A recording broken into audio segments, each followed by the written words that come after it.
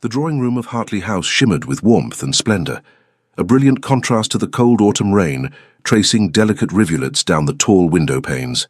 Inside, London's most elite mingled beneath the blaze of crystal chandeliers, their jewels catching the light like scattered stars. Silver gleamed on every table, and laughter floated through the room, blending with the soft murmur of conversation and the musical chime of champagne flutes being raised in endless toasts. Marcus Elwood, Duke of Blackridge, stood near the marble fireplace, one hand resting casually on the mantelpiece as he surveyed the assembled company with barely concealed boredom. At 30 years of age, he possessed the dark, good looks and commanding presence that made matrons scheme and their daughters blush. Black hair swept back from a strong-featured face, intelligent brown eyes that missed nothing, and the bearing of a man accustomed to deference. His evening dress was impeccable, as befitted his rank. Though he wore his ducal authority with an ease that suggested he considered it more burden than blessing. "Your Grace appears to be contemplating escape," came a familiar voice at his elbow, warm with amusement. Marcus turned to find Lady Cecilia Montford regarding him with eyes that sparkled with mischief. She was dressed in a gown of deep emerald silk that complemented her dark hair and eyes remarkably well, though he noted with approval that she eschewed the excessive frills favoured by most young ladies of the ton. There was an elegance to Cecilia's appearance that spoke of refinement rather than ostentation, her only jewellery a simple strand of pearls that had belonged to her grandmother. "Lady Cecilia," he said, his expression softening into genuine pleasure, "how perspicacious of you. I was indeed calculating whether I might manage a graceful exit without offending our hosts." "Impossible, I'm afraid," she replied, accepting a glass of champagne from a passing footman. "Lady Hartley has positioned herself strategically near the entrance, rather like a particularly determined sentinel. You would never make it past her." Marcus laughed, a real laugh, not the polite chuckle he employed in most social situations. "Then I suppose I must resign myself to an evening of tedious conversation about the weather, the latest scandals, and the lamentable state of modern society." "How dreadfully pessimistic, Your Grace. Surely the evening need not be entirely lost." Cecilia raised one dark eyebrow in challenge. "I, for instance, have several opinions on the proposed Factory Act amendments that I am quite eager to debate." "Ah, politics at a dinner party. How refreshingly inappropriate." Marcus felt his spirits lift considerably. This was precisely what he valued about Cecilia's company, her complete disregard for the vapid conversations expected of young ladies. "Very well, Lady Cecilia. Enlighten me. What are your thoughts on limiting working hours for women and children?" "That it is both morally imperative and economically sensible," Cecilia began, her eyes brightening with the passion of conviction. "The current conditions in our factories are utterly disgraceful. Children of 7 and 8 years working 14 hours a day in dangerous conditions. It is unconscionable, Your Grace. Any civilized society should not interfere with the natural order of commerce," Marcus interrupted smoothly, deliberately taking the contrary position because he knew it would provoke an entertaining response. "If factory owners are forced to limit working hours, production will decrease, prices will rise, and ultimately, everyone suffers." Cecilia's cheeks flushed with indignation, making her eyes flash magnificently. "The natural order of commerce? What utter nonsense! There is nothing natural about children losing fingers in machinery or developing lung diseases from textile dust. Your Grace speaks as though profit margins are more sacred than human life. I speak as someone who understands that sentiment, however noble, cannot feed hungry families," Marcus countered, thoroughly enjoying himself now. Around them, several guests had paused their own conversations to observe this exchange, with expressions ranging from scandalous delight to pearl-clutching horror. "If factories close or reduce their operations, those same children you wish to protect will starve in the streets. They are already starving." Cecilia's voice had risen slightly, drawing more attention. "The wages paid are so pittance that entire families live in squalor, despite working themselves to death. The answer is not to continue this barbaric exploitation, but to ensure fair wages and humane conditions, so that adults can earn enough to support their children without forcing them into dangerous labor." "And you believe factory owners will simply accept reduced profits out of the goodness of their hearts?"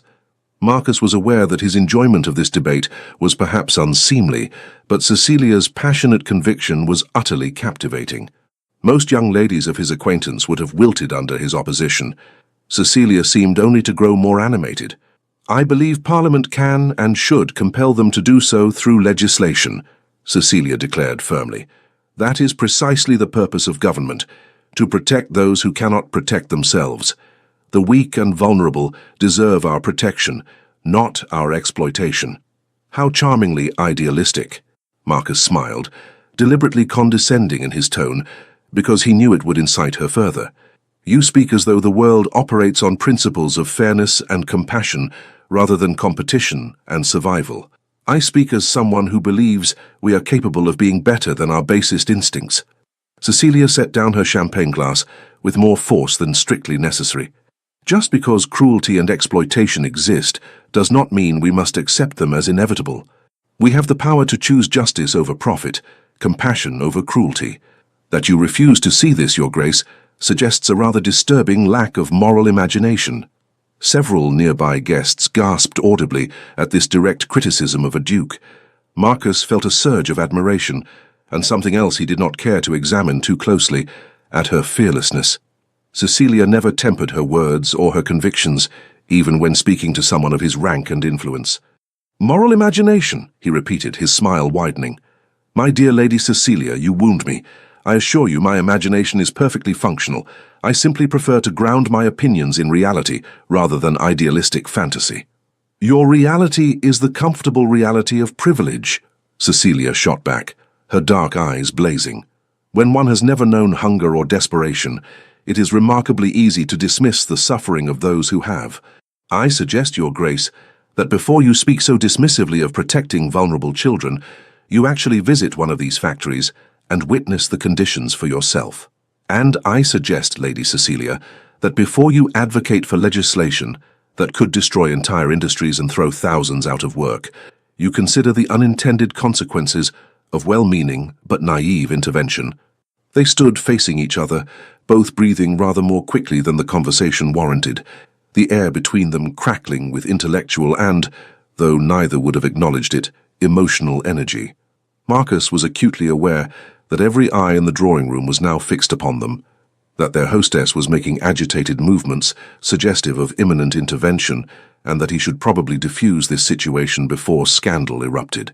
Instead, overcome by a reckless impulse born of champagne and genuine affection for this maddening woman, Marcus laughed aloud and declared in a voice that carried across the suddenly silent room, "Only you would dare speak to me thus, Lady Cecilia.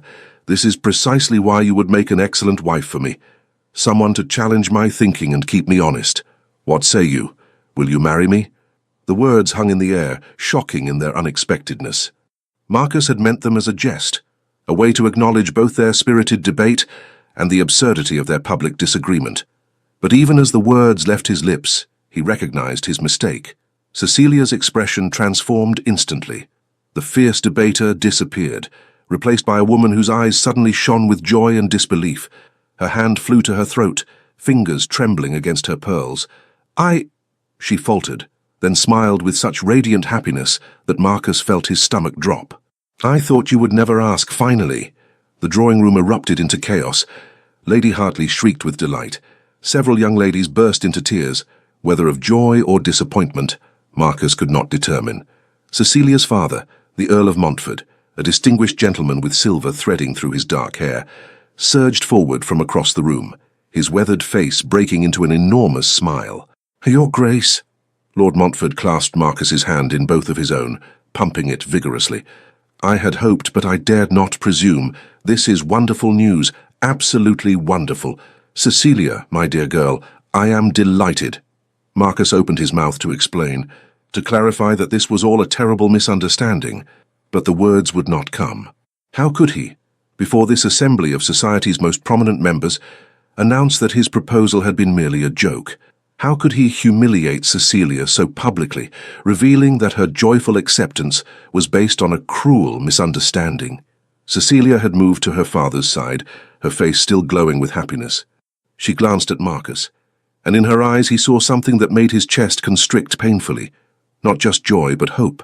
And beneath that, a vulnerability that suggested this moment meant far more to her than he had ever imagined. "Father, Cecilia's voice was soft, almost wondering. "I confess I am quite overcome." His Grace has taken me entirely by surprise." "Surprised us all, my dear." Lady Hartley had swooped in, her substantial form quivering with excitement. Such a romantic proposal. Who would have imagined the Duke of Blackridge possessed such a passionate nature, declaring his intentions in front of all of us? How wonderfully unconventional. Marcus stood frozen, trapped by the consequences of his own recklessness. Around him, well-wishers pressed close, offering congratulations, speculating about wedding dates, already calculating the social implications of this unexpected alliance. The Earl of Montford was beaming, his pride and joy evident in every line of his face. Cecilia herself seemed transported to some realm of happiness he had never before witnessed in her. And he had done this with a thoughtless jest. "Your Grace?" Cecilia's soft voice cut through the cacophony. She stood before him, her expression now questioning, as though she sensed something amiss in his silence. "Are you quite well? You seem rather pale." Marcus forced himself to smile, to take her hand in his, the first time he had ever touched her beyond the formality of a dance or escort. Her fingers were slender and warm, trembling slightly in his grasp. Merely overwhelmed by the suddenness of it all, he managed, the lie tasting bitter on his tongue. "Forgive me, Lady Cecilia. I had not planned. That is, I did not expect." "Neither did I," she said softly, her eyes searching his face. "But I am glad, so very glad." The trust in her gaze, the happiness that seemed to radiate from her very being, struck Marcus like a physical blow. In all their months of friendship, all their spirited debates and shared laughter, he had been blind to what now seemed painfully obvious. Cecilia's feelings for him went far deeper than mere friendship, and he had just entrapped her in an engagement based on a moment of foolish levity. "We must set a date." Lady Hartley was already organizing, her voice rising above the general din. "Perhaps a spring wedding. April is lovely, though March could be managed if we—" "Surely there is no need for haste," Marcus interjected, desperate for time to extract himself from this disaster. "Lady Cecilia and I will need time to plan properly." "Nonsense." Lord Montford clapped him on the shoulder with the familiarity of a future father-in-law. "When two people know their minds, why delay? Besides, the season is well underway. Best to secure your happiness before some other matter intervenes, eh?" Marcus felt the trap closing around him with each passing moment. The conventions of society, the expectations of propriety, the honor that governed every aspect of his life, all conspired to bind him to this engagement. To withdraw now would be to humiliate Cecilia before all of London, to damage her reputation irreparably, to mark her as the woman rejected by a duke. He could not do it. Not here, not now, not when she looked at him with such joy and trust. "Of course," he heard himself say, the words emerging as though from a great distance. "You are quite right, Lord Montford. Why delay indeed?" The celebration continued around him, champagne flowing freely, toasts proposed and drunk with enthusiasm. Cecilia remained at his side, her hand still in his, occasionally glancing up at him with an expression that combined happiness with lingering disbelief, as though she feared this might all prove to be some wonderful dream from which she would soon awaken. Marcus played his part, accepting congratulations with appropriate grace, answering questions about his intentions and plans with carefully non-committal responses. But beneath the facade of the delighted bridegroom, his mind raced frantically, seeking some way to extricate himself from this situation without causing irreparable harm. When at last the dinner bell rang, and the company began moving toward the dining room, Marcus found himself escorting Cecilia, her arm tucked through his in a gesture that now felt weighted with obligation rather than casual friendship. "I can scarcely believe it," Cecilia murmured as they walked, her voice pitched for his ears alone. "All these months, I thought, I was certain you regarded me merely as a friend, someone with whom to debate and discuss. I never imagined—" She broke off, her cheeks coloring becomingly. Marcus felt guilt twist in his gut like a knife. "Cecilia," he began, uncertain what he meant to say. "I know I am not the sort of woman you were expected to marry," she continued, her words tumbling out in an uncharacteristic rush. "I am too opinionated, too argumentative, too little concerned with the frivolities that occupy most ladies. But I promise you, Your Grace, I shall endeavor to be a good wife. I shall not embarrass you with my debates or challenge you so publicly. I can moderate my nature, I can—" "Stop," Marcus said more sharply than he intended. The thought of Cecilia suppressing the very qualities that made her herself, that made their friendship so valuable, was somehow worse than all the rest of this catastrophe. "You will do no such thing. I would not have you change yourself." She looked up at him, her dark eyes shining with unshed tears. Of happiness, he realized, with another stab of guilt. "Truly, truly," he confirmed, though the word felt like lead in his mouth. You are quite perfect as you are, Lady Cecilia." She smiled then, brilliantly, and Marcus understood with sinking certainty that he had made this situation infinitely worse. Each word of reassurance, each gesture of apparent affection, would only deepen the eventual wound when the truth came out. For it would have to come out. He could not marry Cecilia based on a lie, could not build a lifetime on the foundation of a thoughtless joke. But how to tell her without destroying her completely? As they entered the dining room, where places of honor had already been arranged for the newly engaged couple, Marcus caught sight of himself in a gilt-framed mirror. The face that looked back at him appeared composed, perhaps even pleased, the very picture of a fortunate man. Only he could see the truth behind the image. He was a coward and a fool, trapped by his own carelessness in a situation from which he could see no honorable escape. The dinner proceeded with interminable slowness. Course followed course. Turtle soup, salmon in cream sauce, roasted pheasant, venison in port wine, delicate pastries and jellies, each accompanied by appropriate wines and abundant conversation. Marcus forced himself to eat, to respond appropriately to the endless stream of well-wishes and barely veiled curiosity about how long he had secretly admired Lady Cecilia. Cecilia herself seemed to glow in the candlelight, more animated and lovely than he had ever seen her. She laughed at jokes, contributed to conversations with her usual intelligence and wit, and occasionally glanced at him with an expression of such happiness that Marcus had to look away, unable to bear the weight of his deception. It was past midnight when the party finally concluded. As Marcus handed Cecilia into her father's carriage, she caught his hand and squeezed it gently. "Thank you," she said softly, her eyes meeting his in the lamplight. "For today, for everything. I shall treasure this evening always." Marcus watched the carriage roll away into the London night, Cecilia's face pale in the window as she looked back at him, still smiling. The autumn rain had stopped, leaving the cobblestones gleaming wetly under the gas lamps.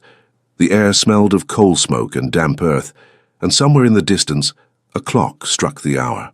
He stood alone on the steps of Hartley House, the sounds of the dispersing party fading behind him, and confronted the full magnitude of what he had done. He had trapped not only himself, but the woman he genuinely cared for, his friend, his intellectual equal, the one person in London whose company he truly valued, in a false engagement based on a moment of thoughtless humor.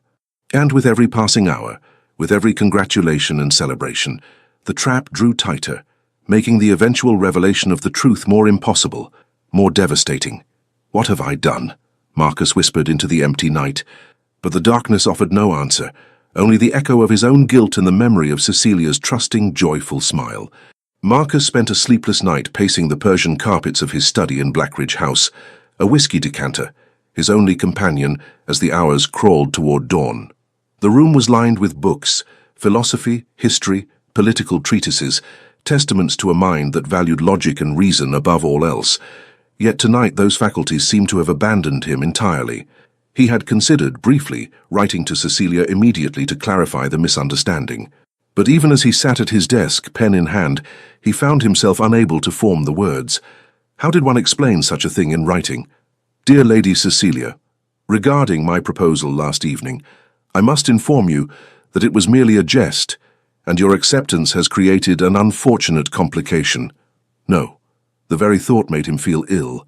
By the time his valet arrived at 8 o'clock to prepare him for the day, Marcus had made no progress toward a solution. His reflection in the shaving mirror revealed dark circles beneath his eyes, and a general appearance of dissipation that would certainly fuel speculation about a bridegroom's eagerness. "If I may say so, your Grace appears somewhat fatigued," his valet ventured cautiously as he arranged Marcus's cravat. "Perhaps the excitement of yesterday's announcement—" "That will do, Withers," Marcus said curtly, then immediately regretted his tone. None of this was his long-suffering valet's fault. "Forgive me, I slept poorly." "Quite understandable, Your Grace. It is not every day a gentleman becomes engaged." The word, engaged, sent another wave of guilt through Marcus's chest.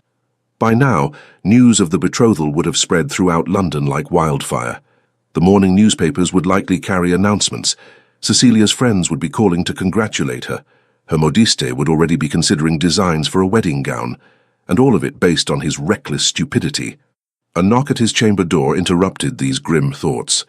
Withers moved to answer it, revealing Marcus's secretary, Mr. Pemberton, clutching what appeared to be several newspapers and a substantial stack of calling cards.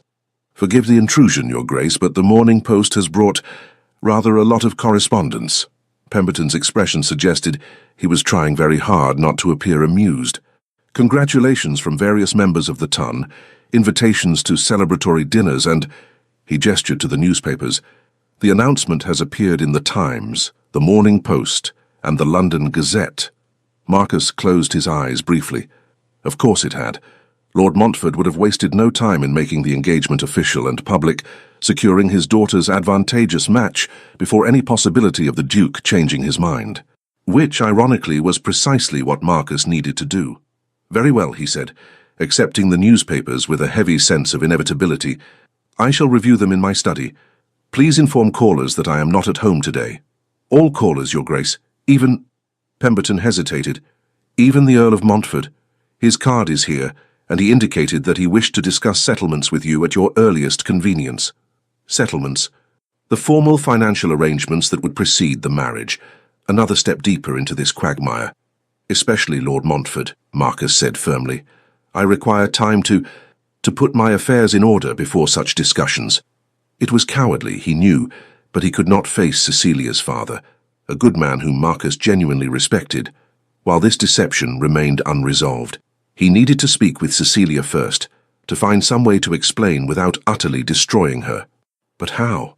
The morning dragged interminably. Marcus attempted to distract himself with correspondence and estate matters, but his attention wandered constantly. His mind kept returning to the memory of Cecilia's face at the moment she accepted his proposal. The joy, the disbelief, the hope. He had given her that. With his careless words, he had offered her something she clearly desired deeply. And now he would have to take it away, revealing himself not merely as foolish, but as cruel. By afternoon, Marcus had worked himself into such a state of agitation that when Pemberton announced a visitor, who absolutely refused to be turned away, he was almost grateful for the interruption. His gratitude evaporated when his younger sister, Lady Eleanor Sinclair, swept into his study in a rustle of amber silk and righteous fury. "You absolute fool," Eleanor announced without preamble, fixing him with eyes that were the same brown as his own, but infinitely more perceptive. At 26, Eleanor had been married for 4 years to a baronet she seemed to genuinely esteem, a fact that made Marcus value her opinion on romantic matters, though he would never admit it aloud.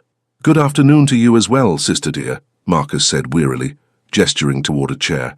"To what do I owe the pleasure of this visit?" "Don't play the innocent with me, Marcus." Eleanor remained standing, her expression stern. "I have just come from calling on Lady Cecilia Montfort, your betrothed in case you had forgotten, and found her in a state of such happiness it would move stones to tears.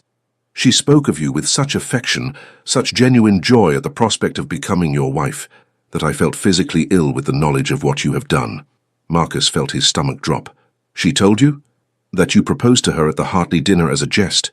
"No, she did not." "She believes your proposal was genuine, Marcus. She believes you care for her." Eleanor's voice dropped to a tone of withering scorn. "But I know you, brother. I know that look you had yesterday when I saw you across that drawing room, that expression of abject horror poorly concealed. You trapped yourself with careless words, did you not?" There was no point in denying it. Eleanor had always been able to read him better than anyone. Marcus sank into his chair, suddenly exhausted. "It was meant as a jest," he admitted quietly. "We were debating, as we often do, and she was so passionate and brilliant in her arguments that I was overcome with admiration and affection. I said she would make an excellent wife, and then, like a complete fool, I asked her to marry me. I meant it as a compliment, Eleanor, a way of acknowledging how much I value her mind and company. But she accepted before I could clarify, and then her father was there, and all of London society bore witness, and I— You could not bring yourself to humiliate her by revealing the truth," Eleanor finished. She moved to sit across from him, her expression softening slightly. "Oh, Marcus, what a terrible muddle you have made. I am aware of that. Thank you." Marcus ran a hand through his hair, destroying Withers's careful styling. "I have been trying all night and morning to determine how to extricate us both from this situation without destroying Cecilia's reputation and happiness. I can see no solution." Eleanor was quiet for a long moment, studying him with uncomfortable intensity. "Do you care for her at all? Lady Cecilia, I mean, in any capacity beyond friendship?" Marcus considered the question carefully. "I value her friendship above nearly all others," he said slowly. "She is intelligent, witty, fearless in expressing her convictions. She challenges me intellectually in ways no other woman of my acquaintance does. I enjoy her company immensely." "But you do not love her?" "I had not thought of her in those terms," Marcus admitted. "She has been my friend for nearly 2 years. Marriage, romantic love, these were simply not considerations I associated with Cecilia." "Because you are an idiot," Eleanor said bluntly. "Marcus, I have observed you together on numerous occasions. The way you light up when she enters a room, the way you seek her out in company, the way you laugh, truly laugh, at her wit. Most men would recognize these as signs of at least the potential for deeper feeling. But you, in your arrogance, assumed friendship was the ceiling of your regard, rather than merely its foundation." Marcus wanted to protest, but found he could not. Was Eleanor right? Had he been blind to his own feelings, so caught up in the comfortable safety of friendship that he failed to recognize something deeper? "Even if that were true," he said carefully, "it does not change the fundamental dishonesty of this engagement. Cecilia believes I proposed out of genuine romantic feeling. To marry her while allowing her to persist in that belief would be to build our entire marriage on a lie." "Then tell her the truth," Eleanor said simply. "And break her heart? Humiliate her before all of society?" Marcus shook his head. "I saw her face yesterday, Eleanor. This means something to her, something important. How can I destroy that?" "How can you not?" Eleanor leaned forward, her expression intent. "Marcus, you speak of not wishing to hurt her, but consider what you are proposing instead. You would marry her while harboring this secret, allowing her to believe a fiction about the nature of your feelings. What happens when she eventually discovers the truth? And she will discover it. Secrets of this magnitude always emerge. Then you will have not merely wounded her, but betrayed her trust completely. Is that truly the more honorable course?" Marcus felt the truth of her words like blows. She was right, of course. Perpetuating the deception would only compound the original injury. But the alternative, confessing now, revealing the cruel joke at the heart of this engagement, seemed equally impossible. "I do not know what to do," he said finally, the admission costing him dearly. "For perhaps the first time in my life, Eleanor, I am utterly at a loss." His sister's expression softened with sympathy. "Then I shall tell you what you must do, though you will not like it. You must go to Lady Cecilia and tell her the truth, all of it. How the proposal came about, why you did not correct the misunderstanding immediately, and what your true feelings are, insofar as you understand them. You must give her the choice of how to proceed with full knowledge of the circumstances. She will despise me," Marcus said quietly. "Perhaps," Eleanor acknowledged, "but at least she will despise you honestly, rather than loving you falsely. And, Marcus," she paused, choosing her words carefully, "you must do this soon. Every day that passes, every gesture of courtship you make, every tender word or gift will only make the eventual revelation more devastating. If you care for her at all, you will not allow her to sink deeper into this illusion." Marcus knew she was right. The honorable course, the only course, was to confess immediately and face the consequences. But the thought of seeing Cecilia's joy transform into hurt and betrayal, of watching hope die in her eyes, was almost more than he could bear. "I shall call on her tomorrow," he said finally. "I will explain everything, and accept whatever judgment she renders." Eleanor studied him for a long moment, then nodded. "See that you do, and Marcus, for what it is worth, I believe you care for Lady Cecilia far more than you realize. Perhaps this catastrophe will force you to examine feelings you have long taken for granted." After his sister departed, Marcus sat alone in his study as afternoon faded into evening. He had committed to confessing the truth tomorrow, to ending this deception before it could cause further harm. It was the right decision, the only decision, yet the prospect filled him with a dread that had nothing to do with his own discomfort. He was afraid of hurting Cecilia, not merely of the social embarrassment or the scandal, but of genuinely wounding someone for whom he cared deeply. Somewhere beneath the friendship and intellectual companionship, beneath his own blindness and stupidity, there existed real feeling. He recognized that now. But was it love? And did it matter when he had already ensured through his own carelessness that Cecilia would never trust his feelings again? Marcus poured another whiskey and watched darkness fall over London, steeling himself for the conversation that would, one way or another, alter both their lives forever. The next morning arrived with grey skies that threatened rain, matching Marcus's mood as his carriage rolled through London toward the Montford townhouse in Grosvenor Square. He had rehearsed what he would say a dozen times, but each version seemed inadequate to the magnitude of his confession. The Montford butler showed him into an elegant morning room, decorated in shades of cream and pale blue. Cecilia rose as he entered, her face lighting with a smile that struck him like a physical blow. "Your Grace! What a wonderful surprise!" She was dressed in a simple morning gown of lavender muslin, her dark hair arranged in soft curls that framed her face. She looked young and lovely and entirely too happy to see him. "I had not expected you to call today. Father mentioned you were occupied with estate matters." "Lady Cecilia," Marcus bowed, his throat suddenly tight. "I hope I am not intruding. I wish to speak with you privately, if you would permit it." "Of course." Cecilia gestured to the butler to close the doors, then seated herself on a small sofa, indicating the space beside her. "Come, sit. You seem quite serious, Your Grace." "Is something amiss?" Marcus remained standing, unable to bear the intimacy of sitting beside her while preparing to shatter her happiness. "Cecilia, I must speak with you about our engagement, about how it came to pass." "Our engagement?" She tilted her head, puzzled but not yet alarmed. "I confess I am still quite astonished by the whole affair. You're not having second thoughts, are you? I know I can be rather outspoken and unconventional, but I truly believe we should suit well. Our minds are compatible and—" "Please let me speak," Marcus interrupted gently. He moved to the window, unable to meet her eyes for what he must say. "What I am about to tell you will be difficult to hear. I beg you to allow me to finish before you respond." The quality of silence behind him changed, acquiring a tension that suggested Cecilia had recognized the gravity of his tone. "Very well," she said quietly. "I am listening." Marcus forced himself to begin, the words emerging with painful slowness. "At the Hartley dinner, when I proposed to you, He paused, gathered his courage, and turned to face her. She deserved to see his expression, to judge his sincerity for herself. "It was meant as a jest, Cecilia, a thoughtless joke born of my enjoyment of our debate and my admiration for your passion and intelligence. I never intended it as a genuine proposal of marriage." He watched the words register, saw understanding dawn in her eyes, followed immediately by confusion and hurt. The color drained from her face, leaving her pale as marble. "A jest?" she repeated, her voice barely above a whisper. "You proposed to me as a joke?" "Yes," Marcus said, the admission heavy with shame. "I did not mean, I never intended for you to accept. I thought the absurdity of the situation, the public setting, would make clear that I was being facetious. But you responded before I could clarify, and then your father arrived and society bore witness, and I—" He paused, struggling for words adequate to his failure. "I could not bring myself to humiliate you by revealing the truth in that moment. So I allowed the misunderstanding to continue, thinking I would find some private way to explain.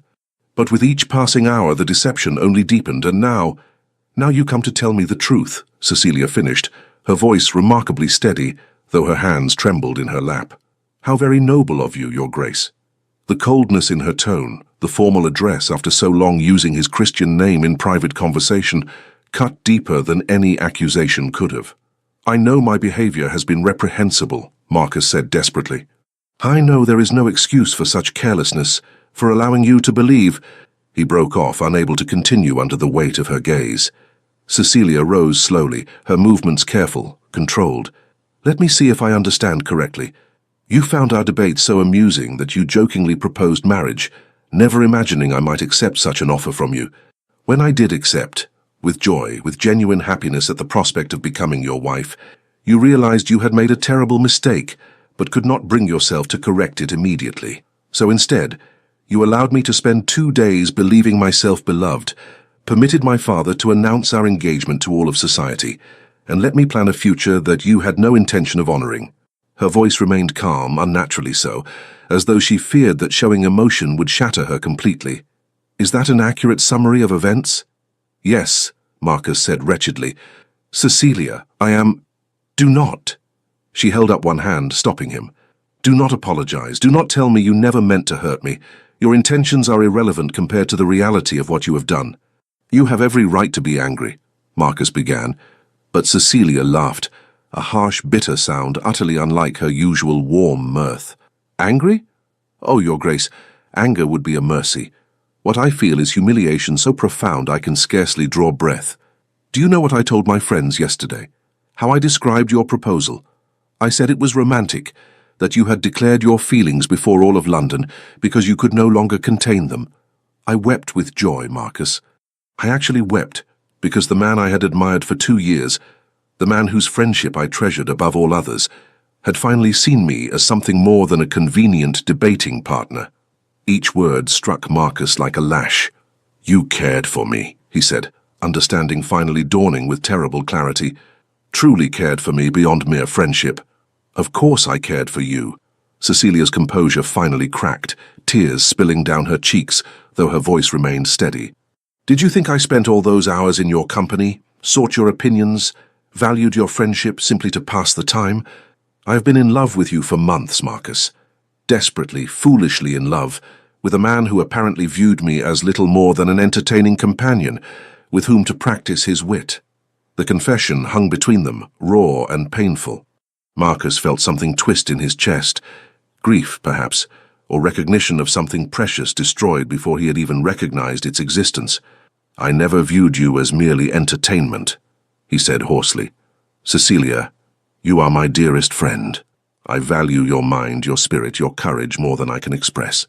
If I failed to recognize my own feelings, if I was blind to the depth of yours, it was not from lack of regard, but from—" "From what?" Cecilia demanded, anger finally breaking through her controlled facade. "From what, Marcus? Stupidity, arrogance, the assumption that I, with my unfeminine opinions and inappropriate debates, could never be worthy of romantic consideration? That a woman like me should be grateful for friendship and never dare to hope for more? No!"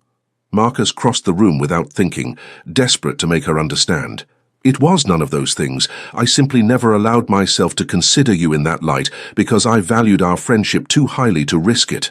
The women I was expected to marry were insipid creatures with whom I had nothing in common. You were different. You were real and honest and yourself. I placed you in a separate category, thinking I was honoring you, when in truth I was merely protecting myself from examining feelings that frightened me." Cecilia stared at him, tears still tracking down her cheeks. "And now that you have been forced to examine those feelings, what have you discovered?" It was the crux of everything, the question that had haunted Marcus through his sleepless night. He could give her comfortable lies, could claim the indifference his careless proposal suggested, or he could offer the truth, raw and uncertain as it was. "I have discovered," he said slowly, meeting her eyes with all the honesty he possessed, "that I am a fool who very nearly destroyed something precious out of sheer blindness. I have discovered that your absence from my life these past 2 days has been agony, that the thought of hurting you, of causing the pain I now see in your face, is unbearable. I have discovered that what I dismissed as mere friendship may in fact have been love all along, hidden even from myself because I was too cowardly to acknowledge it." For a long moment, Cecilia simply looked at him, her expression unreadable. Then she shook her head slowly, fresh tears spilling. "It is too late," she whispered. "Even if what you say is true, even if you do care for me, how can I believe it? How can I trust anything you say after this? You trapped me in a false engagement, Marcus. You allowed me to parade my happiness before society, while knowing it was all based on a cruel joke. Every word of affection you might speak now is tainted by that deception. I will never know if you mean it, or if you are simply trying to salvage the situation." The truth of her words struck Marcus like a blow. She was right. He had destroyed the very foundation on which trust might have been built. Even if his feelings were genuine, even if he had finally recognized the depth of his regard for her, she would have no way to believe him. "What would you have me do?" he asked quietly, accepting his defeat. "I will honor any decision you make regarding our engagement. If you wish to end it, I will take full public responsibility. I will ensure society knows the fault was entirely mine, that you were the victim of my thoughtless behavior. Your reputation will be protected as much as possible." Cecilia laughed again, that same bitter sound. "My reputation? Marcus, the moment you withdraw from this engagement, for whatever reason, I become the woman rejected by a duke. Society will speculate endlessly about what deficiency in me caused you to change your mind. I will be pitied, gossiped about, and marked as undesirable marriage material for any other gentleman of good standing. Then what would you have me do?" Marcus repeated, his own frustration breaking through. "I have confessed the truth, because to do otherwise would have been a greater betrayal. I have acknowledged my feelings such as I understand them. I have offered to accept the consequences of my actions. What more can I do, Cecilia?" "You can leave," she said quietly, turning away from him to stare out the window at the grey London morning. "You can leave and allow me time to consider what I wish to do about this disaster you have created. Whether I choose to end our engagement or continue it, the decision must be mine alone, made without pressure or persuasion from you." Marcus wanted to protest, to argue that leaving now meant abandoning her to face this crisis alone. But he recognized the justice in her request. He had taken away her agency once with his careless proposal. The least he could do was allow her to reclaim it now. "Very well," he said softly. "I will await your decision. But Cecilia—" He paused at the door, needing her to hear this even if she could not yet believe it. "I am truly sorry. For the joke, for the deception, for failing to see what was before me until it was too late. You deserved far better than what I have given you." She did not turn from the window, did not acknowledge his words beyond a slight nod. Marcus let himself out, each step away from her, feeling like a small death. As his carriage rolled away from Grosvenor Square, Marcus stared blindly at the passing streets, and finally allowed himself to confront the full weight of Eleanor's accusation. He had been an idiot, blind, arrogant, and foolish. He had taken Cecilia's friendship for granted, never questioning why her company pleased him above all others, why he sought her opinion before anyone else's, why her laughter could transform his entire day. He had loved her, perhaps, for longer than he realized, and through his own carelessness and cowardice he had ensured that she would never be able to trust that love, even if it were genuine. The rain that had threatened all morning finally broke. As his carriage pulled up to Blackridge House, sheets of water washing over the cobblestones like tears. Marcus sat in the downpour for a long moment, before finally ascending the steps to his empty home, wondering if he had just made the greatest mistake of his life, not in making a foolish joke, but in waiting too long to recognize what truly mattered. 3 weeks passed with no word from Cecilia. Marcus honored her request for time and space, though it cost him dearly. He did not call at the Montford residence, did not attempt to send notes or gifts, did not try to force a resolution through intermediaries. Instead, he endured the peculiar torture of seeing their engagement announced in the newspapers while knowing the truth behind it, of accepting congratulations from acquaintances while uncertainty gnawed at him constantly. Society, of course, noticed his absence from Lady Cecilia's side. Speculation ran rampant through drawing rooms and gentlemen's clubs, whispers that the Duke had developed cold feet, that Lady Cecilia had revealed some deficiency of character, that the engagement was not quite as solid as initially believed. Marcus ignored it all, refusing to provide fuel for the gossip mongers through either comment or reaction. But ignoring society did not mean he could ignore the ache of Cecilia's absence from his life. It was remarkable, he reflected during his solitary evenings, how completely one person could infiltrate every aspect of existence without one's awareness. He would begin to read a political treatise and think Cecilia would have thoughts on this, before remembering that Cecilia's thoughts were no longer available to him. He would attend parliamentary sessions and find himself composing arguments in his head, anticipating her responses, only to return to an empty house where those conversations could never occur. Eleanor called regularly, providing what news she could glean from her own visits to Lady Cecilia, though she made clear her displeasure at having to play messenger. "She attends functions when she must," Eleanor reported one grey afternoon as they took tea in Marcus's library, "but she leaves early. Lady Montford is beside herself with worry, though Cecilia insists she is merely fatigued. She does not speak of you, Marcus, not to condemn, not to defend, not even to acknowledge your existence. It is as though you have become a ghost, haunting the edges of her life." "Has she decided anything?" Marcus asked, the question he always asked, though he dreaded the answer. "If she has not confided it to me. Eleanor studied him with sympathy. "You look dreadful, brother. When did you last eat a proper meal or sleep through the night?" "I manage adequately." Marcus returned to the window, his favourite position lately, staring out at the London streets without truly seeing them. "I can hardly complain of discomfort, given what I have inflicted upon her." "Self-flagellation serves no purpose," Eleanor said tartly. "What you need is to determine what you truly want from this situation. Not what honour demands, not what society expects, but what your own heart desires." "My heart," Marcus said bitterly, "has proven itself remarkably unreliable in matters of any importance." "Then perhaps it is time to become better acquainted with it." Eleanor rose, preparing to depart. "Cecilia will make her decision eventually, Marcus. But when she does, you must be prepared to act on your own convictions, rather than simply reacting to hers. Determine what you want, and be ready to fight for it." After she left, Marcus contemplated his sister's words. What did he want? The question seemed simple, yet its answer eluded him. He wanted Cecilia to forgive him, certainly.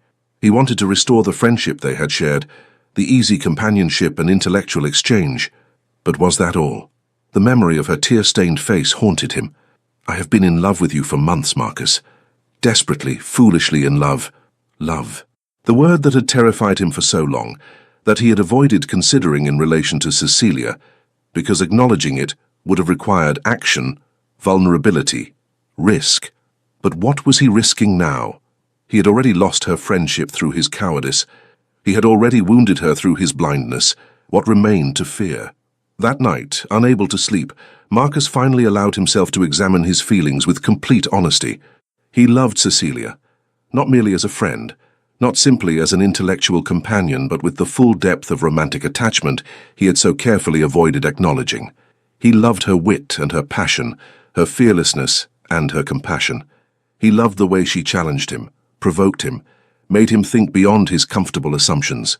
He loved her laughter, her intelligence, even her stubborn refusal to moderate her opinions to suit social expectations.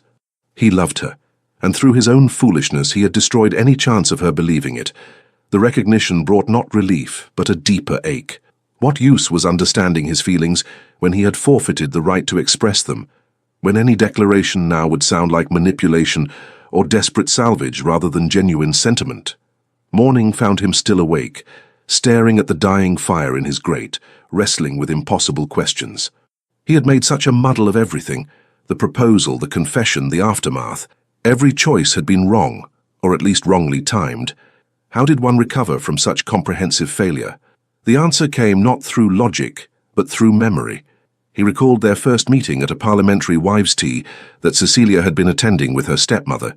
She had been engaged in heated debate with Lord Thornbury about voting reform, her eyes flashing with conviction as she demolished his arguments with precision and wit. Marcus had been captivated instantly, not by her appearance, though she was lovely, but by the fierce intelligence animating her features. He had introduced himself afterward, unable to resist engaging with someone so refreshingly unafraid of controversy. Their friendship had grown from that moment, built on mutual respect and genuine enjoyment of each other's company. Those foundations had been real, untainted by deception or misunderstanding.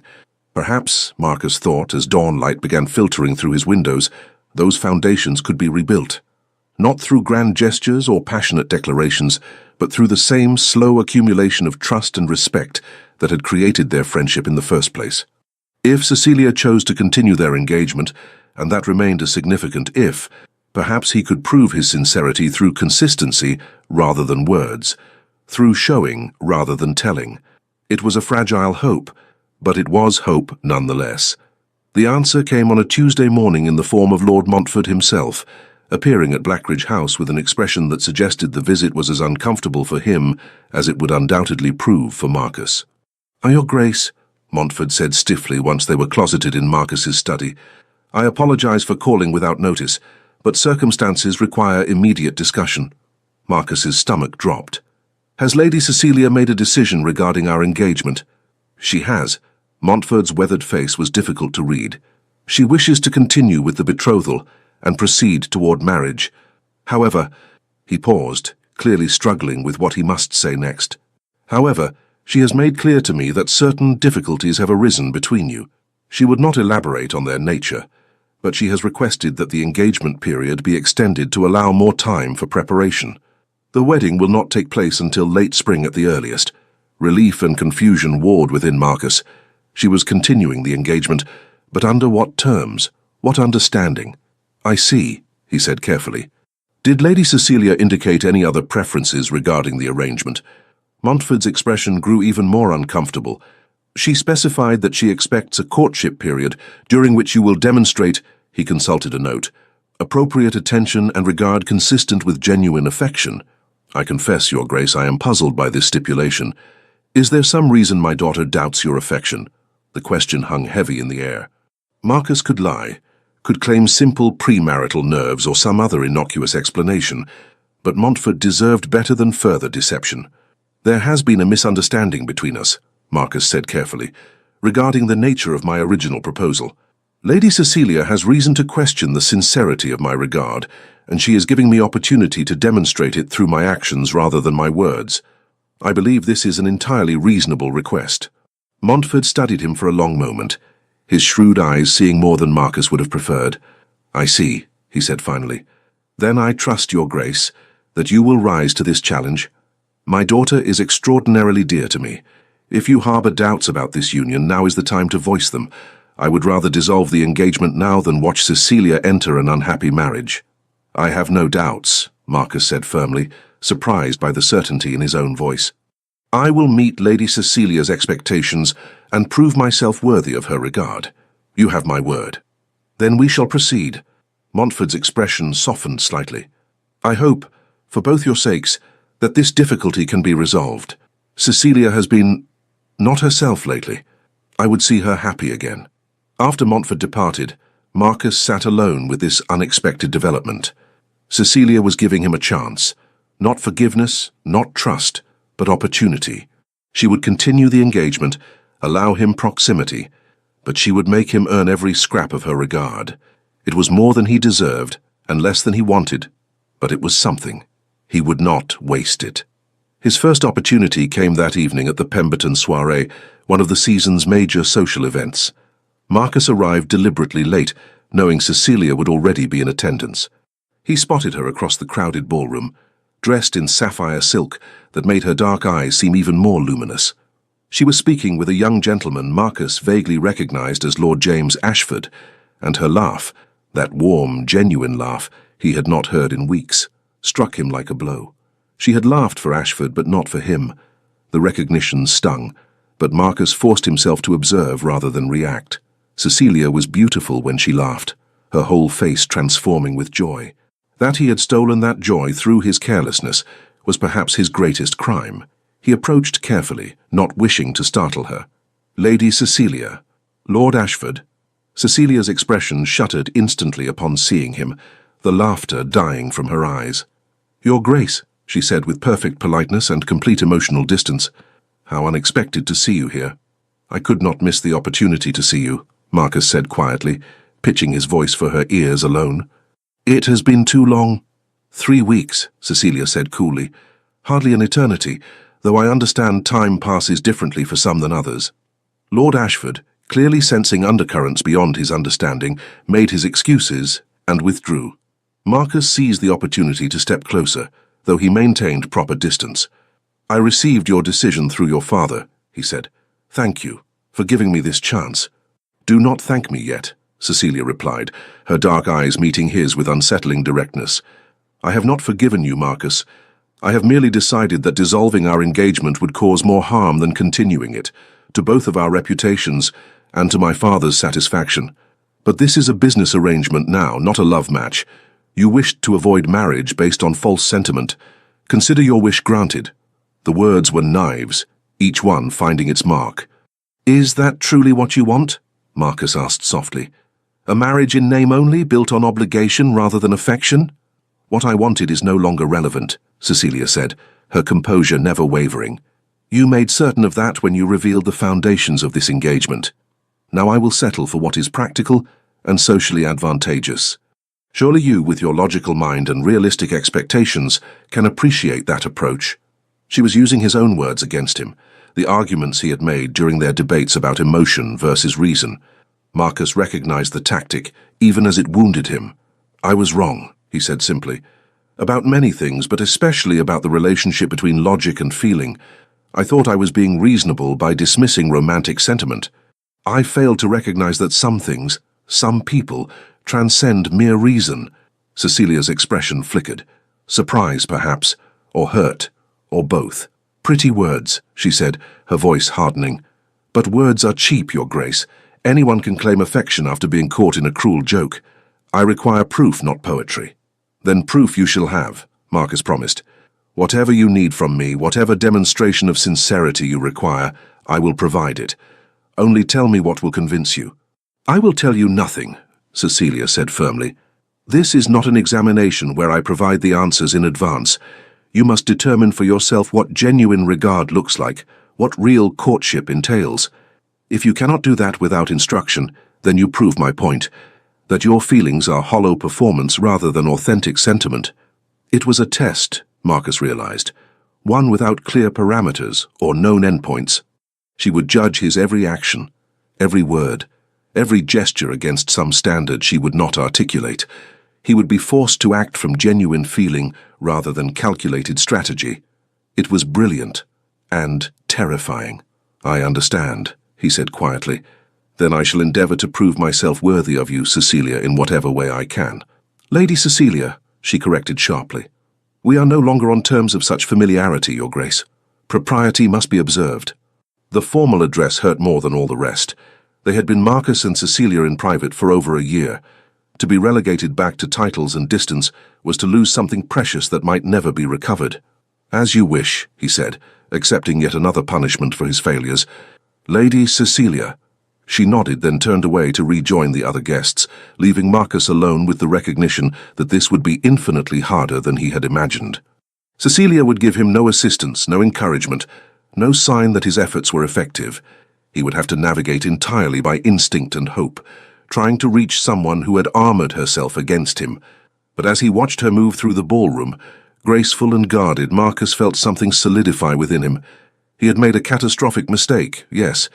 He had wounded someone he cared for deeply.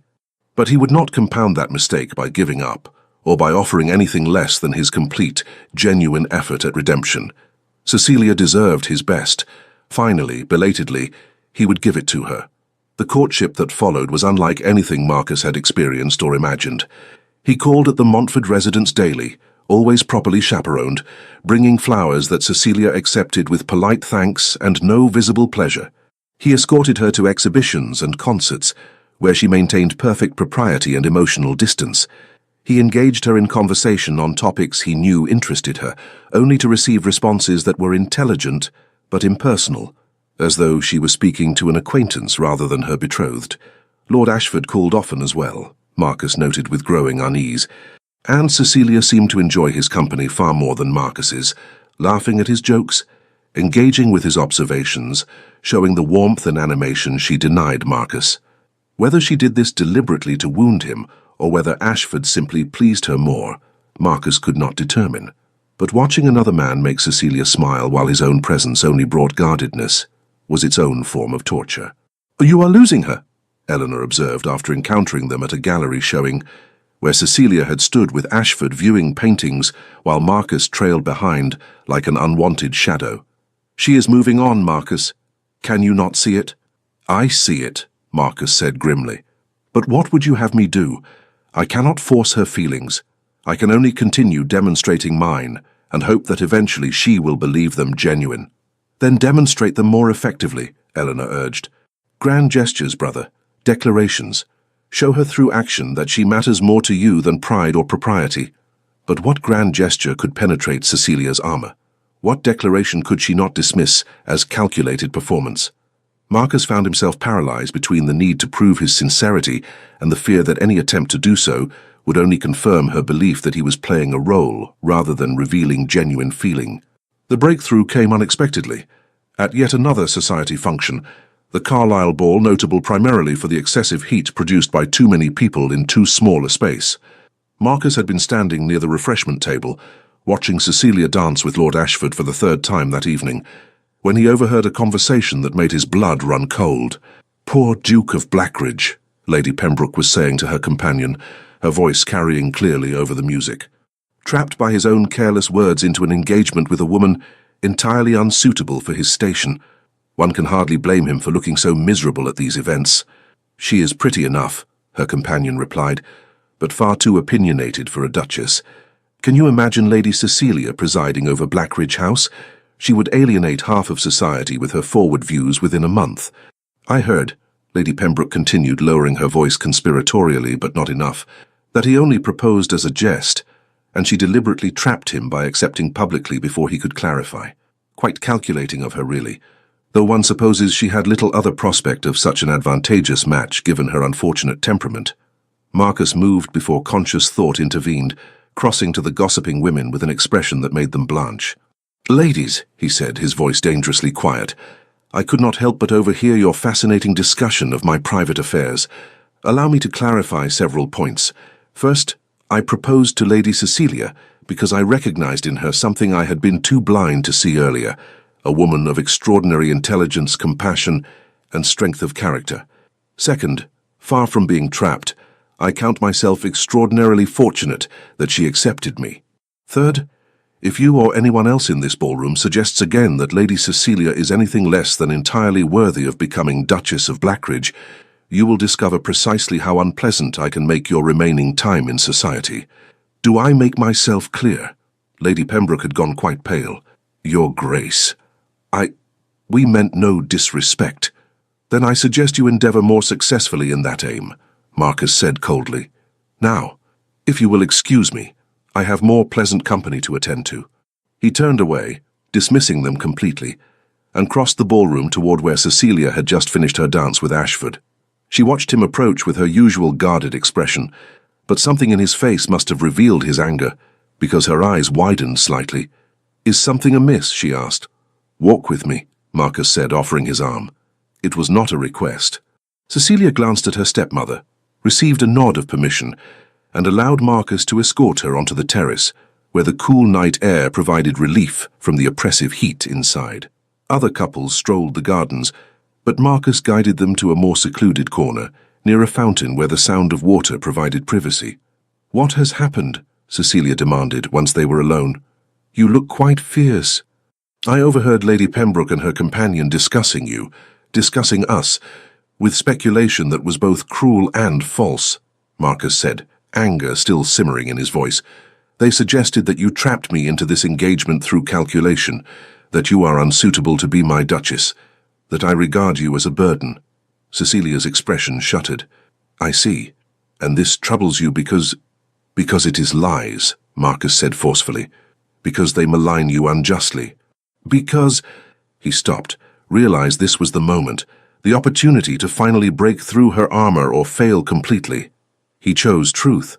"Because hearing someone disparage the woman I love, as though she were some scheming fortune hunter, made me want to call them out for their insult." Cecilia went very still. "The woman you love," she repeated flatly.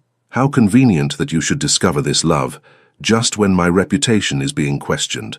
What a coincidence that your feelings should suddenly clarify when defending me serves your own interests." "Damn my interests," Marcus said, with uncharacteristic vulgarity. "And damn propriety and society's expectations and everything else that has prevented me from saying what I should have said weeks ago. I love you, Cecilia, not because it is convenient or expected or beneficial to my reputation. I love you because you are brilliant and passionate, and the only person in London who makes me feel truly alive. I love you because I am miserable without your friendship, desolate without your laughter, lost without your presence in my life." "Stop," Cecilia whispered, but Marcus could not stop, would not stop, not when he was finally saying what he should have recognized months ago. "I love you because you challenge me to be better than I am, because you see through all my pretensions and posturing to the man beneath, because when I am with you, I'm not the Duke of Blackridge performing his role, I am simply Marcus, and that is enough.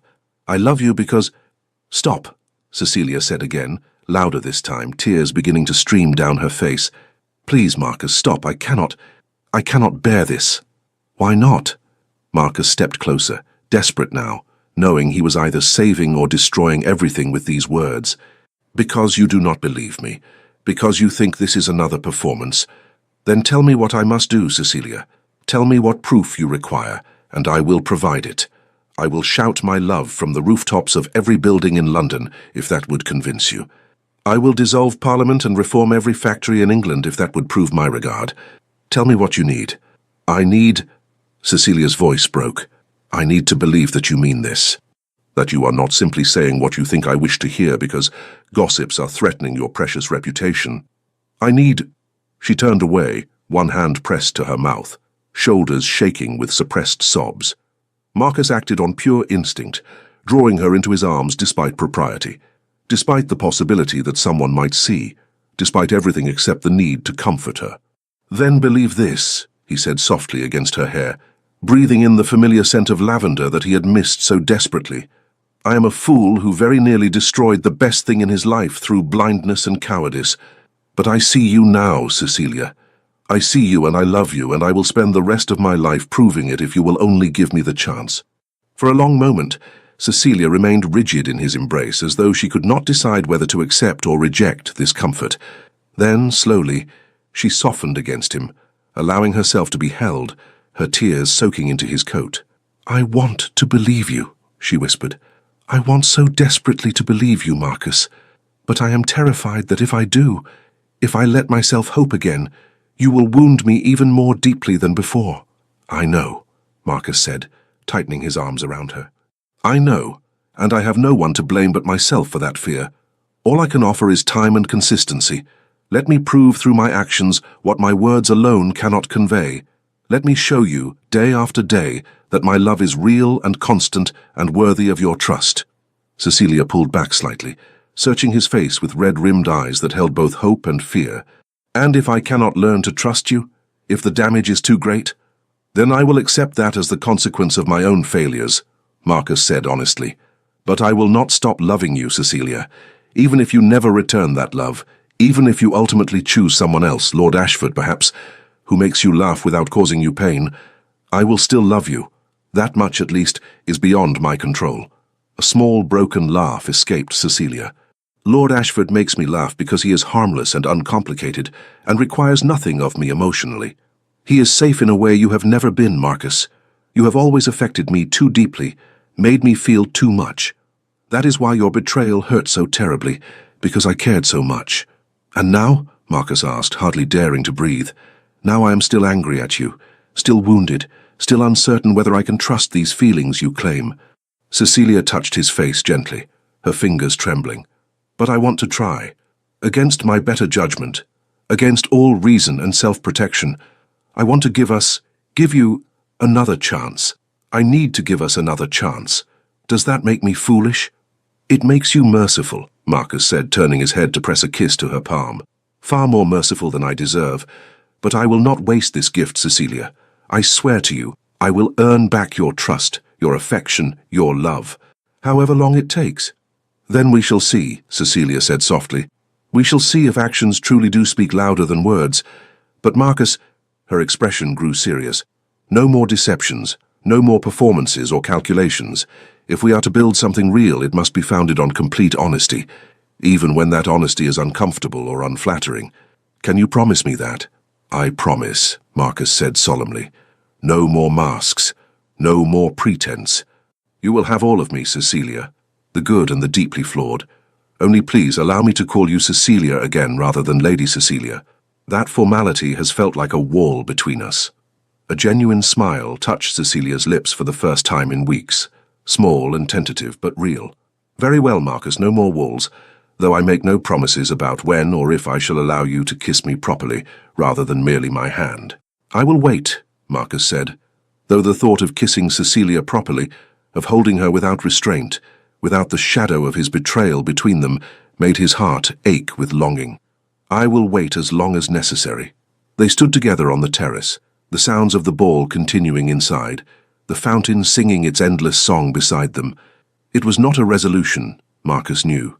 Not forgiveness, not complete reconciliation, but it was a beginning, fragile and uncertain, but genuine. And for now that would have to be enough. The weeks that followed brought a transformation in Marcus and Cecilia's relationship that was subtle but profound.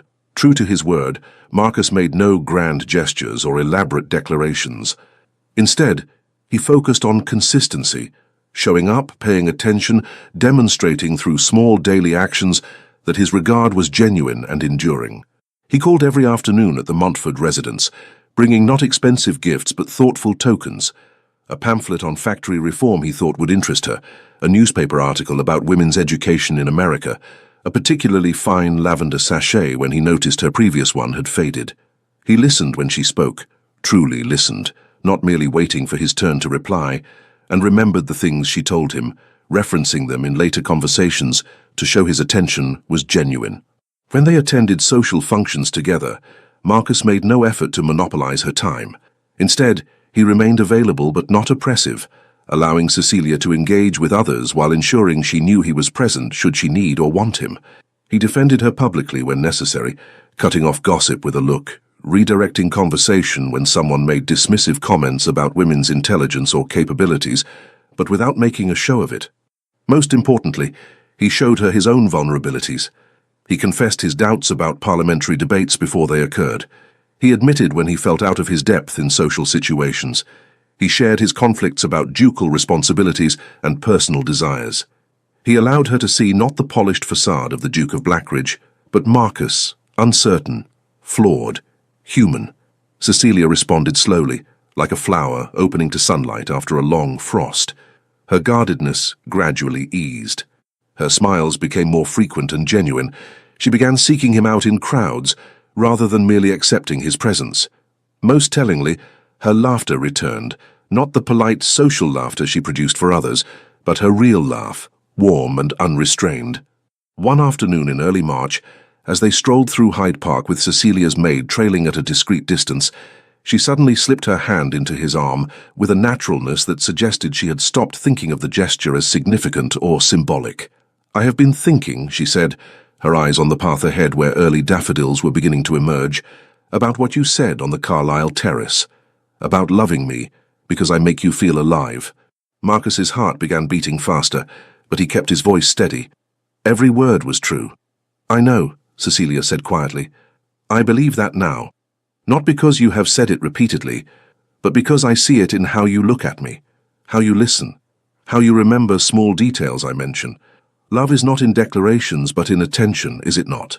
In the choice to show up day after day, even when nothing particularly exciting is happening." "Yes," Marcus agreed, hardly daring to hope where this conversation might lead. "That is precisely it." "Then I must confess something to you." Cecilia stopped walking, turning to face him fully. "I have been so focused on whether I could trust you, on protecting myself from further hurt, that I failed to acknowledge something important. I still love you. I never stopped loving you, Marcus, even when I was angry and wounded, even when I tried to convince myself that what I felt was merely the remnant of foolish infatuation. I love you, and that terrifies me because love makes one so dreadfully vulnerable." Joy flooded through Marcus so intensely he felt dizzy with it. "Cecilia, let me finish," she said, though she was smiling now, tears glistening in her eyes. "I am choosing to be vulnerable with you. I am choosing to trust that the man I see before me, the one who has shown up every day for weeks, who listens and remembers and shares his own fears, is the real you. Not the man who made that terrible joke, but also not some perfect ideal. Just Marcus, flawed and human and trying his best. That man I can love. That man I do love." Marcus felt his own eyes sting with tears, an unfamiliar sensation for someone who prided himself on emotional control. "You are the bravest person I know," he said roughly. "After everything I did, that you can still—" His voice broke. He tried again. "Thank you for this chance, for your trust, for your love. I will honor all of it, every day for the rest of our lives." "I know you will," Cecilia said simply. Then, with characteristic directness that made him love her even more, "Now are you going to kiss me properly, or must I wait until after the wedding?" Marcus laughed, surprised and delighted, and so full of feeling he could barely contain it. "Here? In Hyde Park, where anyone might see?" "Here," Cecilia confirmed. "Let society see that we are genuinely, ridiculously in love. Let them gossip about the Duke of Blackridge kissing his betrothed with such improper enthusiasm in a public park. I find I no longer care what they think." "Neither do I," Marcus said, and drew her into his arms. The kiss was everything he had imagined and more, tender and passionate, tentative and confident, an apology and a promise all at once. Cecilia's arms came up around his neck, her fingers threading through his hair, and Marcus felt something fundamental shift inside him. This was right. This was real. This was love, freely given and gratefully received. When they finally parted, both breathing quickly, Cecilia's cheeks were flushed and her eyes were bright. "Well," she said, a bit breathlessly, "that was rather better than I anticipated." "Only rather," Marcus teased, his own heart racing. "I shall have to practice more extensively to improve my performance." "Extensive practice sounds agreeable," Cecilia agreed, then grew more serious. "Marcus, I want our wedding soon. Not because I fear you will change your mind, but because I do not wish to wait any longer to begin our life together. Can we move the date forward? April, perhaps?" "April," Marcus repeated, happiness expanding in his chest. "Yes, absolutely yes. I will speak with your father immediately about arranging—" "Our wedding," Cecilia interrupted, placing a finger over his lips. "Not my father's wedding or society's wedding, ours. I want something relatively simple and intimate. Just family and close friends. I want to marry you, Marcus, not perform a spectacle for the ton." "Anything you wish," Marcus said, catching her hand and pressing a kiss to her palm. "Though I must warn you, my mother will have opinions about simplicity." "Your mother," Cecilia said thoughtfully, "has been remarkably gracious to me during this whole affair. I suspect she sees more than she admits." "My mother," Marcus said wryly, "is terrifyingly perceptive and has been telling me I am an idiot since I was 7 years old. She undoubtedly recognized my feelings for you long before I did." They resumed walking, hands joined now openly, Cecilia's maid discreetly pretending not to have witnessed the kiss. Marcus felt lighter than he had in months, as though some great burden had been lifted from his shoulders. Cecilia loved him. She trusted him. They would marry not out of obligation or social pressure, but because they genuinely wanted to build a life together. "I have a confession," Cecilia said, after they had walked in comfortable silence for a while. "Lord Ashford." Marcus felt a flicker of the old jealousy. "What about him?" "I encouraged his attention deliberately," Cecilia admitted. "Not because I had any interest in him romantically, but because I wanted to see your reaction. To determine whether your jealousy was possessive pride or genuine feeling. I apologize for the manipulation, but I needed to know." Marcus considered feeling offended, then laughed instead. "That is remarkably calculating of you, though I suppose I deserved such testing after my own behavior. What did my jealousy reveal? That you saw me as a person, not a possession," Cecilia said softly. "You were unhappy watching me enjoy Ashford's company, but you never tried to restrict my interactions or demand I limit my attention to you. You trusted my judgment even when it wounded your pride. That told me something important about your character and your regard for me." "I trust you completely," Marcus said honestly. "Even when it is uncomfortable or uncertain, I trust you. That is part of what love means, I think. Believing in someone's autonomy and integrity, even when you wish the circumstances were different." "Yes," Cecilia agreed, "that is exactly what it means. And it is why I know we shall do well together, Marcus. Not because everything will be easy or we shall never disagree. I am certain we shall argue spectacularly about politics and philosophy for decades to come, but because we respect each other fundamentally. We see each other as full, complex human beings worthy of dignity and trust." They spent the rest of the afternoon discussing their future, not just the wedding, but the life beyond it.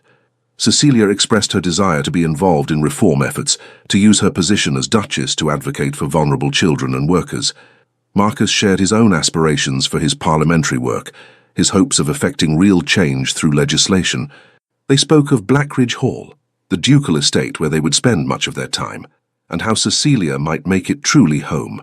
It was remarkable, Marcus reflected, how much more meaningful these conversations were than the debates that had characterized their early friendship. Then they had been performing for each other, showing off their wit and intelligence. Now they were planning genuinely, sharing not just ideas, but hopes and fears, building something real together. The wedding took place on a bright April morning in the chapel at Blackridge Hall. True to Cecilia's wishes, it was an intimate affair, perhaps 50 guests in total, mostly family and close friends. The chapel was decorated simply with spring flowers, daffodils, tulips, and of course lavender. Marcus stood at the altar in his finest coat, his hands remarkably steady despite the emotion threatening to overwhelm him. Eleanor stood to one side, her smile gentle and knowing. His mother dabbed at her eyes with a lace handkerchief, looking pleased despite her earlier protestations about the small guest list. Then the music began, and Cecilia appeared at the chapel entrance on her father's arm, and Marcus forgot to breathe. She wore a gown of ivory silk with delicate lace at the sleeves and neckline, her dark hair arranged in soft curls with small white roses tucked among them. She carried a simple bouquet of lavender, and carried herself with a grace that seemed to illuminate the chapel. But it was her expression that struck Marcus most powerfully, the joy and certainty in her eyes as she looked at him, the smile that held no reservations or doubts, only happiness. Lord Montfort placed Cecilia's hand in Marcus's with a look that conveyed both blessing and warning. "Care for my daughter. Treat her well. Honor what you have been given." Marcus nodded once, accepting the charge, then turned his attention entirely to the woman beside him. "You are beautiful," he whispered as the vicar began the ceremony. "You are biased," Cecilia whispered back, though her smile widened. "Indisputably," Marcus agreed, "but also correct." The ceremony itself passed in a blur of sacred words and solemn promises. Marcus spoke his vows with complete conviction, meaning every word about love and honor and cherishing Cecilia for all their days. When Cecilia spoke hers, her voice clear and steady, Marcus felt tears prick his eyes again at the magnitude of what she was giving him. Herself, her trust, her future. When the vicar finally pronounced them husband and wife, Marcus pulled Cecilia into his arms and kissed her with all the love and gratitude he felt, heedless of their audience. Applause and laughter erupted around them, but Marcus barely noticed, too focused on the woman in his arms, his wife, his partner, his love. The wedding breakfast that followed was a joyful affair, marked by excellent food, abundant champagne, and numerous toasts. Lord Montfort spoke movingly about his daughter's happiness and his confidence in her future. Eleanor teased Marcus mercilessly about his obvious infatuation. The Dowager Duchess offered advice about managing ducal households that had both Marcus and Cecilia suppressing laughter. But the moment that stayed with Marcus most powerfully came late in the afternoon, after most guests had departed, and he and Cecilia were finally alone in the gardens of Blackridge Hall. They walked together in the spring sunshine, Cecilia's hand tucked into his arm, both of them still in their wedding finery. "Happy?"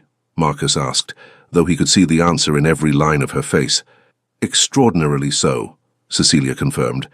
Then, with characteristic honesty, "I never imagined when you made that ridiculous joke at the Hartley dinner that it would lead to this, to real love and genuine partnership. It seemed like such a disaster at the time." "It was a disaster," Marcus said ruefully. "I was an absolute fool." "You were," Cecilia agreed cheerfully. "But you learned from your foolishness. You grew. You changed. That is all any of us can do, Marcus. Recognize our mistakes and endeavor to do better. You have done that remarkably well." "Only because you gave me the chance," Marcus said seriously, stopping to face her fully. "You could have walked away. You could have protected yourself by ending the engagement and never risking your heart with me again. That you chose otherwise. That you chose to trust me despite every reason not to.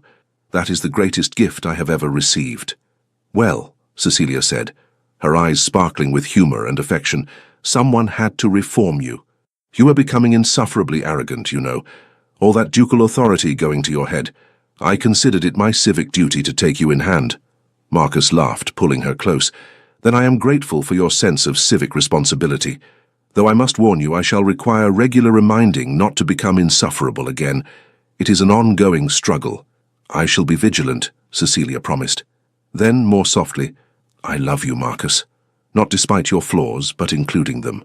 You are imperfect and occasionally idiotic, and I love you completely." "And I love you," Marcus said, his voice rough with emotion. "You are brilliant and stubborn, and the best thing that has ever happened to me. I will spend the rest of my life trying to deserve you." "You already do," Cecilia said simply. "You show up, you try, you care. That is enough.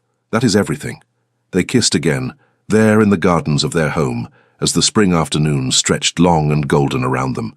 It was not the ending of their story, Marcus knew, but the beginning, the first page of a life they would write together, marked by debate and laughter and genuine partnership.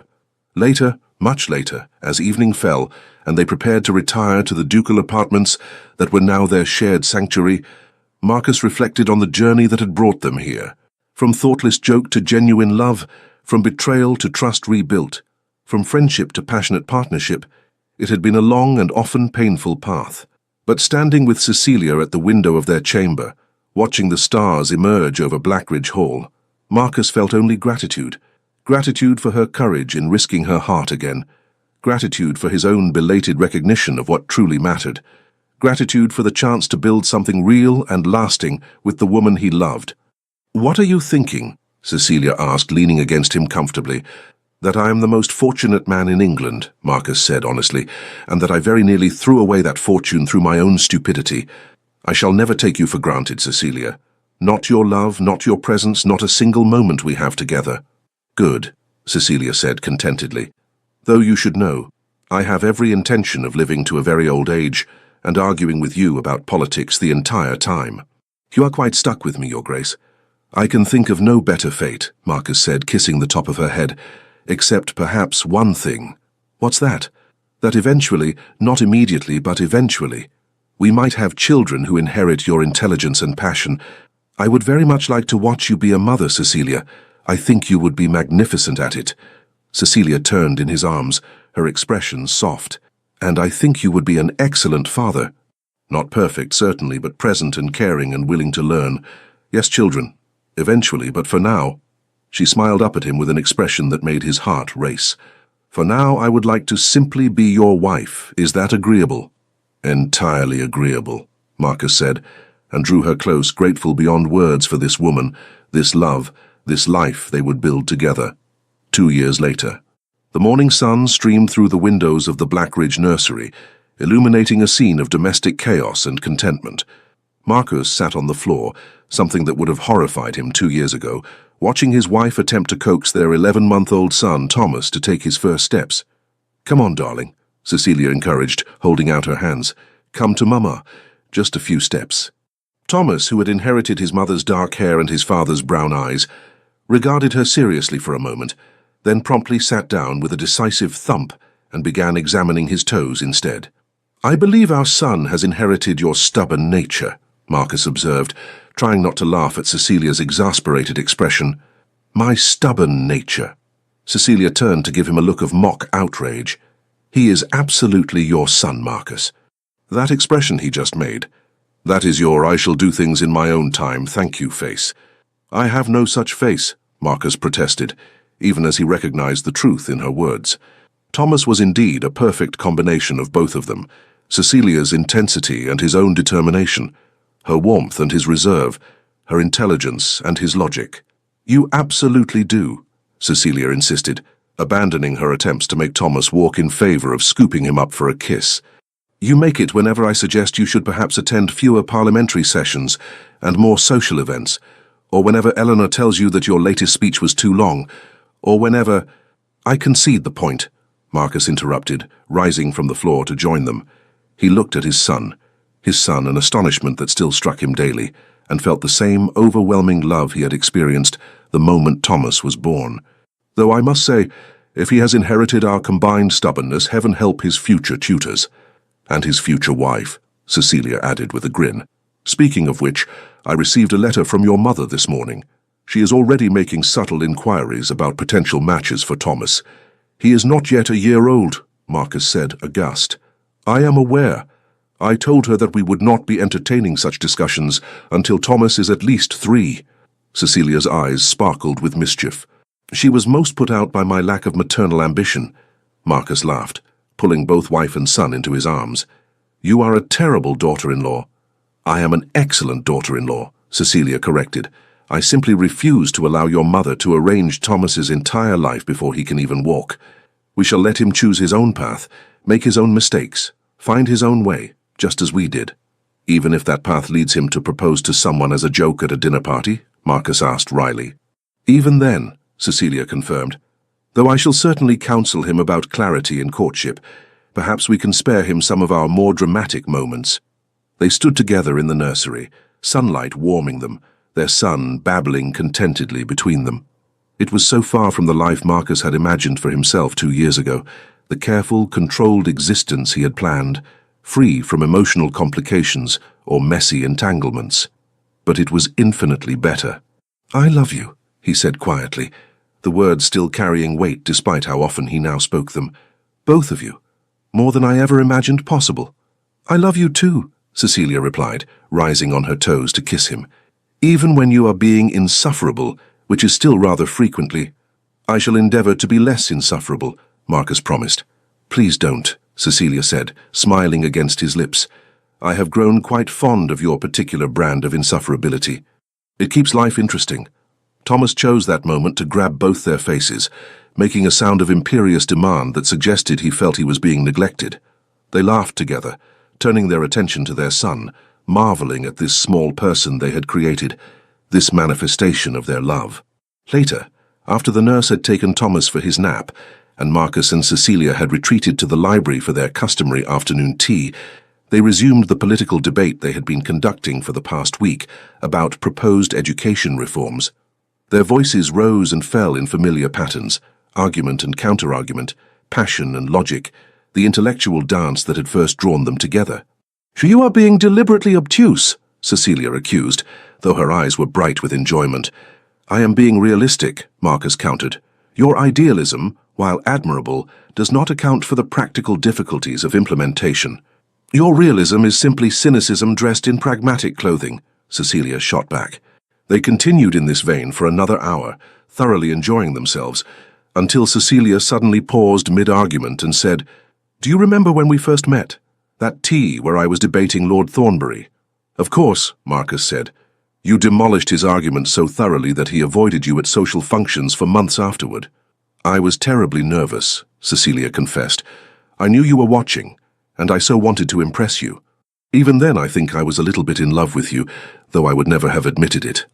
Marcus felt his heart constrict with tenderness. "And I was captivated. I told myself it was merely intellectual appreciation, but Eleanor claims she knew even then that I was lying to myself about my feelings." "Eleanor is insufferably perceptive," Cecilia agreed, "though I suppose we should be grateful for her interference.